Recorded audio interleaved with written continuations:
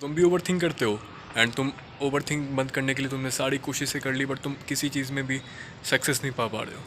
Then let me tell you the truth कि तुम over thinking को अपने लाइफ से कभी बंद नहीं कर पाओगे, क्योंकि ओवर थिंकिंग एक ऐसा चीज़ है जो कि तुम्हारे साथ होगी एंड तुम हर चीज़ को लेके, हर सिचुएशन में, हर फैसले को लेने से पहले तुम ओवर थिंक करोगे ही करोगे। तो ओवर थिंकिंग देखो ऐसा है ना कि तुम ओवर थिंकिंग हर चीज़ में है, तुम हर चीज़ को लेके ज़्यादा सोचोगे। हर चीज़, किसी भी चीज़ को करने से पहले तुम उसको 10 बार अपने माइंड में रिपीट करोगे, उसमें 10 बार अपना चेकलिस्ट लगाओगे कि यार ये चीज़ मेरे लिए फ़िट बैठ रहा है नहीं बैठ रहा, एंड तुम उसके बारे में सोचोगे। तो इसमें कुछ तुम चेंज ऐसा कर नहीं सकते हो। तो देखो होता क्या है कि ओवर थिंकिंग 3 मेन कारणों से होती है। पहली, फ्री टाइम।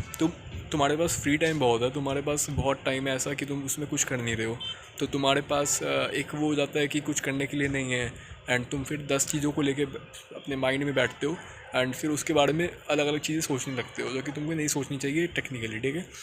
एंड तुम उसके बारे में बस सोचते हो, ओवर थिंक करते हो, जिसका कोई रिजल्ट नहीं निकलता। तो ऐसा कुछ हो जाता है। एंड दूसरी कि तुम फ़ोन स्क्रॉल बहुत करते हो। फ़ोन स्क्रॉलिंग से देखो होता क्या है कि तुम्हारे पास तुम्हारा फोकस वीक होता है, एंड अगर जब तुम्हारा फोकस वीक होता है तो तुम किसी एक चीज़ को लेकर नहीं बैठते, तुम्हारे दिमाग में 10 चीज़ें चल रही होती हैं फिर तुम किसी एक चीज़ में फोकस नहीं कर पाते हो।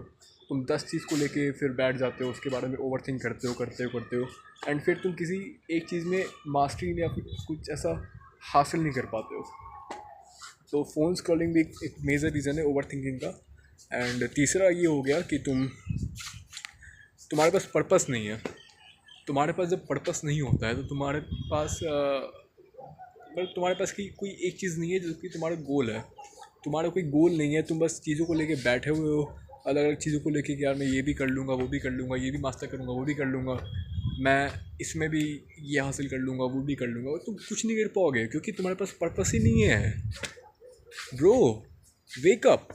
तुम्हारे पास पर्पस नहीं है, एंड जब तुम्हारे पास पर्पस नहीं है तुम वो चीज़ हासिल कभी कर ही नहीं पाओगे जो कि तुम्हें करनी थी बहुत समय से।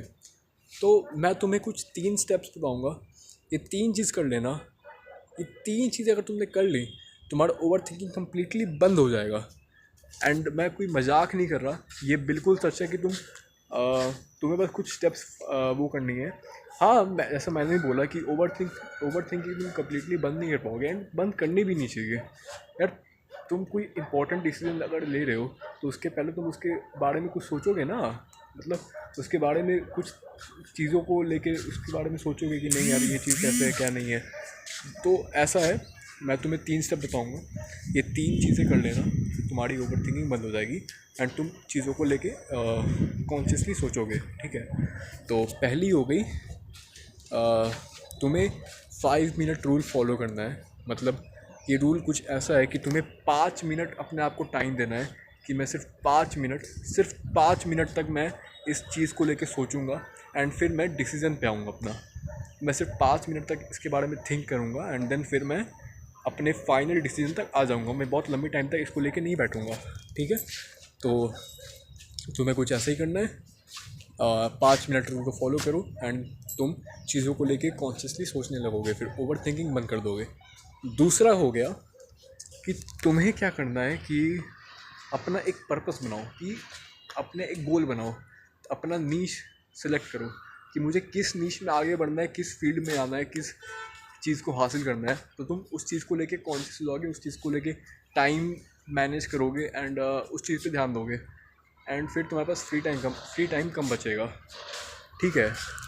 फ्री टाइम कम बचेगा, तुम ऑटोमेटिकली फिर अच्छा करोगे, अच्छा सब कुछ करने लगोगे एंड फिर ओवर थिंकिंग तुम्हारा बंद हो जाएगा, ठीक है। तो ऐसा कुछ कर लेना एंड फिर तुम एक काम कर सकते हो कि तुम्हारे मन में कोई भी इंपॉर्टेंट थॉट आ रहा है, फिर कुछ भी ऐसा आ रहा है, तुम उसको लिखो, तुम उसको राइट डाउन करो, उसको लिखो। पेपर पेन उठाओ एंड लिखो यार। पेपर, जब तुम कुछ चीज़ लिखते हो ना, तुम्हारे माइंड में वो चीज़ जाता है, तुम्हारे माइंड में वो चीज़ रिकॉल होता है, तुम्हारे माइंड में न्यूरो कनेक्शंस बनते हैं। तो किसी भी चीज़ को लिखो, राइट डाउन करो। अगर तुम्हें कोई चीज़ लग रहा है कि इंपॉर्टेंट है एंड उसके बारे में तुम बहुत ज़्यादा सोच रहे हो, तो उसी को लिखो, क्योंकि जब तुम उस चीज़ को लिखोगे ना तो वो चीज़ तुम्हारे माइंड में बहुत लॉन्गर टाइम के लिए स्टोर हो जाएंगी एंड फिर तुम बढ़िया होगा, तुम उस चीज़ को लेके और ज़्यादा मेहनत करोगे, सब कुछ करोगे। तो अगर तुमको लग रहा है कि यार ये इंपॉर्टेंट भी है बट इसके बारे में बहुत ज़्यादा सोच भी रहा हूँ मैं, तो उस चीज़ को लिखो, ये बहुत हेल्प करती है। तो मैं तुम्हें लास्ट में इतना ही कहना चाहूँगा कि ओवर थिंकिंग कुछ ऐसा है कि तुम उसको कभी बंद नहीं कर सकते हो। ओवर थिंकिंग है, थी और रहेगी, तो तुम उसे कभी बंद नहीं कर सकते हो। बट हाँ, कुछ ऐसे स्टेप्स हैं जो कि तुम उसको जिन स्टेप्स को फॉलो करके तुम ओवर थिंकिंग को स्टॉप कर सकते हो, या फिर ऐसे कहूँ कि तुम उसको मैनेज कर सकते हो, कंट्रोल कर सकते हो। तो ओवर थिंकिंग बंद नहीं होगी, तुम उसको मैनेज करना है तुम्हें को। मैंने तो तुम्हें 3 स्टेप बताए, 3 चीज़ें बताई हैं, इन 3 चीज़ों को करो एंड देन तुम ओवर थिंकिंग कम्प्लीटली बंद कर दोगे एंड तुम चीज़ों को लेके अच्छे से सोच पाओगे, अच्छे से डिसीजन ले पाओगे। ओके, तो मुझे तुम्हें कुछ इतना ही कहना था इस वीडियो में।